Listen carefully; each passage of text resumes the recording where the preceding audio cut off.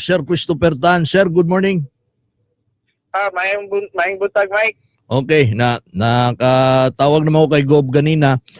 Sir, unsa na may latest nga mga reports nga nadawat nato diha sa imuhang buhatan kalabot sa Kusog-Galino gabi eh? Actually, ang initial there is ako nga report nga nakuha nako, Mike, as of 7:30 a.m. Sa Digo City natay minor to major damages sa paloy sa mga buildings, Corieso, Gaisano Marketplace, Novo Department Store o Laderas Building, katong under construction ni Ladera. Wala po'y reported nga nag-collapse ang mga structures. Wala'y reported. Nakapamati tag mura 4 to 5 ka aftershocks gabi. Unya, ang problema lang na to, tungod lagi sa fake news o tsunami, mo to ang mga tao na panic, unya, nag-evacuate o pugos. Pero ato man to dayong naagapan. Ang sa Magsaysay, sa Purok 6, Barangay Malawanit, na ay landslide. Sir, kadali lang sir. Ang sa Digo sir, naapoy na-mention ba nimo ang LYR kay nagian ako na nga-crack po tong ilahang mga simento?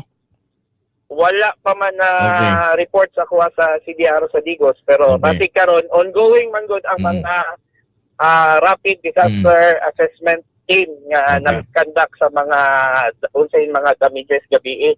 Kay wala man gud naka-conduct og RD na gabi kay tungod turn out man gud. Dito. So sa Digos lang sir no, sayod man ta sir Tan nga naay mga tag-as kayo nga mga school buildings nga mga proyektong ipatukod. Wala ba na tala diya sir nga nag crack school buildings? Wala pa. Ang initial pa ni nga report, Mike, no? Okay. Ang sunod nga report ay nag-conduct po mga assessment. RD natin sa Digos, pa sila sa field karon, nag-conduct pa sila assessment. So madungagan ni unya siguro pag umay lang RD ng assessment. Ay lang RD natin maka-report na sa Walay nakalas yung kinabuhi dire sir sa Digos lang? Sa Digos wala tay reported na namatay. Alright. So dito sa Magsaysay? Magsaysay na ay landslide reported sa Barangay Lawanit. Lawanit? Na ay ka-injured, na ay duha ka lasing. So nag-ongoing pa ang search and rescue dito. Okay. Sa laing mga munisipyo, Barayong, sa Barayong, na ay panay nga natumbagan na naigo sa kaning poste bitaw na tumbahan sa poste. Sa electrical post. So naipatay isa, na ay tulo injured. Sa Barayong Magsaysay. Barayong. Sa San Isidro Magsaysay na ay duha ka bata nga natumbahan og pader pod. So critical condition ni sila. Mao na importante gyud nga himuon sir, di ba? Ang ginabalik-balik nimo nga pag nailinog over and hold. Nya palayo gyud sa mga kahoy, poste, pader. Kahoy, poste. Dito gyud sa open space. Open space gyud. Dito gyud sa open space. Siguro pod kay sa kakalit-kalit, di ba sir? Paspas kay ang hitabo. Na kuha ng mga na-absan sila, na-absan. Okay. Sige sir, sa laing kuan. Sa naputay ang partially damaged na mga infrastructure o buildings sa Magsaysay, no, sa Municipal Hall, kanya ang school buildings, Bala National High School, San Isidro National High School, ug Doña Salud National High School. Okay. Ang Katipunan Bridge, partially damaged. Ang approach Katipunan Bridge na duha gyud kabok partially damaged, so ato pa ning ipase sa DPWH. So karon giagian pa, pwede pa agian. Mura gisirado ni Mayor Vincent kagabi ang bridge sa Katipunan Matanaw. Okay sir. Yang school buildings na partially damaged. Nya ilang munisipyo pod na ay mga crack gagmay. Oo, bitaw sa munisipyo. Ang kaning Kauswagan Elementary School na ay isa ka wall dito or isa ka portion nga nag-collapse. Nag-collapse. Kauswagan, Matanaw gyapon na? Kiblaw. Matanaw gyapon. Kauswagan Elementary School sa Matanaw. Nag-collapse dito. Sir, ganina nagsulti si Gob, ikaw mo'y nag-guide dito sa mga tao nga nag-evacuate sa Coliseum. Kumusta man dito gabi eh? Gabi, mo lagi kay nagguot man sila, so naginahinay na mo og pasabot kagabi nga mamahuli lang sila, wala tsunami nga alert. Mm-mm. So antod magitarong na tog istorya ato yung gipasabot mo to sa kadugayan, nakasabot yun sila mo to na mauli ra pud sila may kagabi. Nganong walay tsunami, sir, para matagaan lag kalinaw ang mga labi na to mga nanaka sa Quiagot, nganong walay tsunami atong alinog? O sa explanation. Inani na siya, Mike, no? Okay. Kung ang epicenter na to sa Linog, sa Yuta gani magikan. Okay. Ang epicenter kanang sentro bitaw sa Linog. Yes, sir. Oo. Kung ang sentro sa Linog, sa Yuta gani magikan, sama kagahapon nga ang sentro is sa Tulunan, North Cotabato. Mm-mm. Ang Tulunan wala na'y dagat, wala na'y tubig. Okay. Oh. Pag diha magsugod ang epicenter sa Linog. Yuta, Yuta. wala joy tsunami Tsunami. alert na itabo.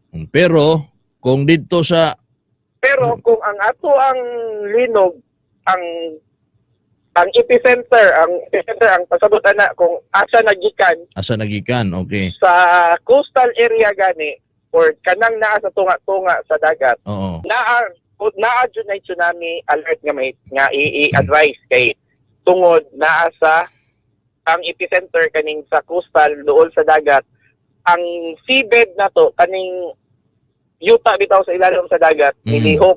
So Gilihok. medyo ma-disturb jud ang tubig mo nang naay tsunami alert. Kaya typically mo yun ay gina-explain sa Philbox o balik-balik. Sumao din na himuon sa tanan. Ya pag naay linog kay wa man ta kabalo kung asa na nagikan ang linog. So ang nga himuon sa katawhan at nga nila ang ilang cellphone kay naay text di ba madawat, sir? Nya Yes. unsay Naay advisory. kung asa ang epicenter. Pag nadiha ang epicenter, magsunod dahil na naay og gikan na sa dagat, magsunod dahil na ang tsunami alert ana nga issue sa Philbox. So karas gabi ang epicenter sa Tulunan, so nag-issue ang Philbox na walay tsunami alert. Ang problema lang kagabi sir kay walay signal. Nagpaabot. Mao po datong problema. Oo. Nangangita po ko tungod po sa town out gabi dili ta ka panawagan sa radyo kay wa may power. Wa po'y na programa kay naniguro po. Wa programa. Oo. Mao yun. Kay labi na ni ang among gihimo gabi gipa rekorida nako ang atuang mga tauhan sa disaster o nagpatabang punta sa Bureau of Fire o sa police nga magrekorida nga walay tsunami alert, panguli mo sa inyong balay, safe mo uli, masingap mo sa dagat. Sir, kani bang aftershocks? Unsa man mas kusog ni sa linog? Unsay tawag ana? Aftershocks. Sa main. Oo, mas ang kusog. aftershocks dili na siya parehas katusog sa katong linog jud nga main. Mas kusog ang main.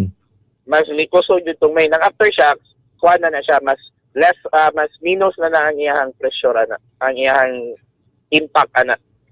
So angayan gyapon na siya nga di ka kumpiyansahan kay basig mubigay na gyud noon tong katong mga labi na mga nanay mga crack kamay niya, ma aftershocks ka basig mo dagko ba may nana mo nang bantayanan pod.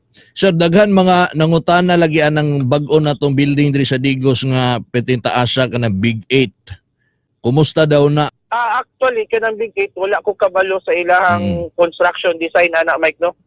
Siguro ang makatubag ana ang City Engineers Office kay sila man ang nag-issue ana sa building permit. Okay, sige. Okay raman pod na gianong ganina murag wa may problema.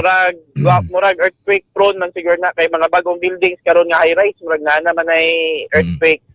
Bitaw. Na sila sa tuwan. Okay kayo. So unsa pa sir sa unsa pa yung mga initial report na dia ubang mga munisipyo? Karon nagahulat ko karon kay nana ko diri sa Kapitolyo, nagpreparar ko para sa among meeting karong alas 9. So kasi mga boto mga reports ako lang pong itawag dayon sa inyo ha. Okay. Para ma-update ang katawhan, na ma-update po ang tanan tao sa Bodonso. Sa ato pa sir kagabi kung diha sa Oval sa Sports Complex daghang tao, napoy mga tao sa Capitol ground.